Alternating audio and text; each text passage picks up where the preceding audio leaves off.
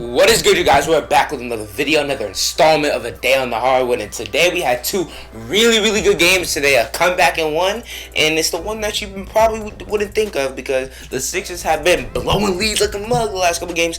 But the Hawks-Sixers game, let's talk about that first, man. Hawks-Sixers. The Hawks jumped out on him. Trae Young, floaters were going in. Alley-oops were going in. Some of the three, Kevin Huerter had like a 15-point first half. Everything was going pretty well for the Hawks in the first half. And in the second half, the Sixers didn't shoot insane, but they just picked it up immensely on the defensive end. They were just more aggressive on the defensive end. You know what I'm saying? Ben Simmons, although we're going to joke on him, we're going to crack some jokes on him. When he was in and when he wasn't fouling and he didn't have to go out because he couldn't shoot free throws, he was playing pretty good defense on him in the second half. Tyrese Maxey was trying his best as well.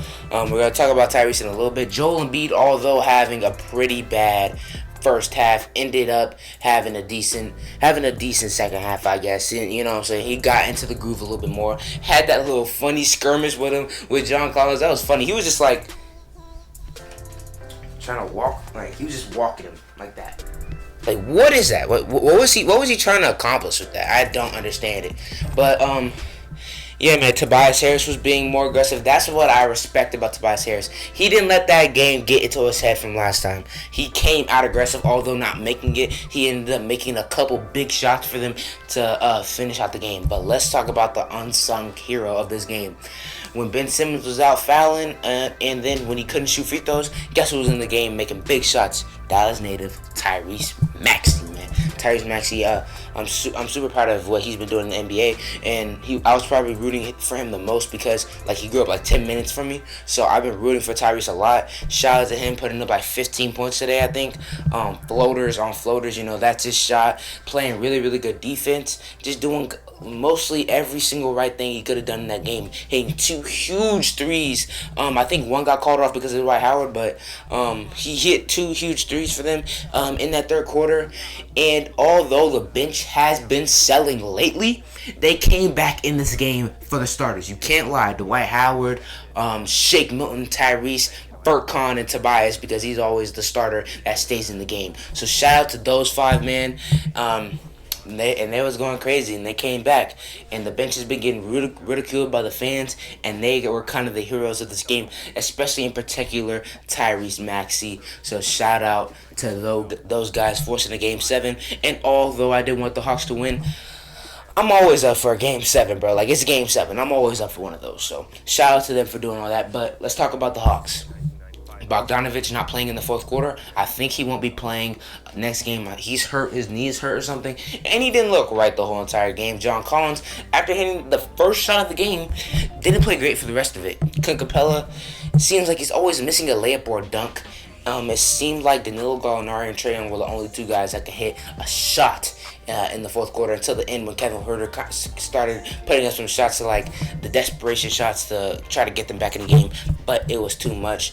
And if you can intentionally foul somebody for the entire game, they probably would have won because they kept intentionally fouling Ben Simmons, but he had to go out. And then the 2-minute rule, you can't intentionally foul. So that's a rule that kind of prevented them from selling this lead. But shout out to the Sixers for pulling this dub out, although, like I said, I wanted the Hawks to win. The fellow 2018 NBA draft, great player, you know what I'm saying? I'm a Luka guy, and I love Trae Young as well. Trae Young could have been a Mav, and I probably would have been happy with that as well, but Luka's obviously better. Don't ever forget that. But let's get into the second game, man. Terrence Mann and Paul George are walking off right now. They both just had a press game conference. Terrence Mann, another unsung hero. Huge this game, bro. He came out 10 straight points, hitting threes, getting putbacks, dunking on people still. You know what I'm saying? Just doing everything he could for this team. It seemed like they were just leaving him wide open, like he was not an NBA player. Like he's not the best player in the world, but he can hit open shots, and they keep letting him open. And they had Rudy Gobert on him, and he was driving a couple times, finishing over Rudy Gobert like he wasn't even there, because Rudy Gobert's a baby. Defensive player of the year. Who? Although I just got done, Ben Simmons has been disappointed. Ben Simmons is a way better defensive player than Rudy Gobert. Rudy Gobert kept getting put in the cup Reggie Jackson putting him in the cup. Paul George putting him in the cup like he's not even there. Patrick Beverley shooting right over him like he's not even there. What did Ben Simmons do when Trae Young tried to shoot over him? Block it. Bow. Rudy Gobert ain't doing none of that. He ain't like that, bro. I knew he wasn't like that. He a fraud like most of the Jazz players are. You know what I'm saying? It's all cute when they want to shoot all them threes and and they want to hit them, and they just didn't hit them late in the game, and that's what gave them the L. But one thing I want to talk about, two big coaching mistakes by Quinn Snyder, in my opinion, on that 17-0 run that the Clippers went on. Donovan Mitchell was taken out at the beginning of it. And that is a problem. Like, why are we taking Donovan Mitchell out when the Clippers are coming back in this game? Like, that's your best player. Why are you taking him out? Injuries, I don't care. This is the elimination game. I know Donovan Mitchell doesn't care. So that was a bad mistake by Quinn Snyder. And another one, I know Jordan Clarkson does usually close out the lineup whether Mike Conley's in the game or not, playing or not. But dude was going insane in the second quarter. You need more scoring. You couldn't hit a shot. Put Jordan Clarkson in. You know what I'm saying? Take Rudy Gobert out. Rudy Gobert doesn't know how to guard these five out offenses. We've seen this with Houston every single year, and this series, Quinn Snyder did not want to change that. He kept Rudy Gobert in, and he was on Patrick Beverley and Terrence Mann, and he was getting fleeced. The times he was on Paul George, taking him to a bucket like he's 6 foot. You know what I'm saying? Just put Jordan Clarkson in the game. I guess put Bogdanovich at center and run like the type of lineup that the Clippers were running, and I think you match better because Jordan Clarkson is that type of scorer, and you're keeping him on the bench the entire time. I don't understand that. That was a bad decision in my opinion.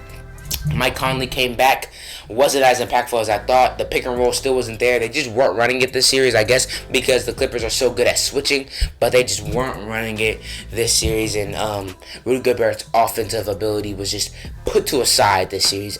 And I thought when Mike Conley came back, it was gonna come back to the forefront, and just did not. Mike Conley wasn't the greatest this game, and obviously he wasn't 100% just coming out here because this is the elimination game and he cares for his team. So shout out to Mike Conley.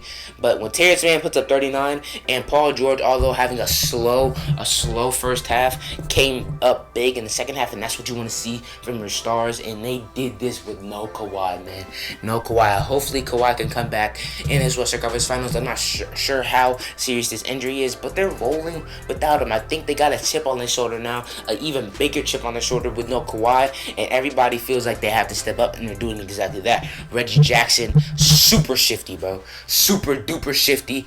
Like, just getting to the rim and like I've been saying this whole entire time, putting Reggie Jackson in the cup, penetrating, passing it out just like Paul George was. Like, he was getting to the paint so easily because he's so fast, kicking it out to Batum and Morris, knocking that mug down.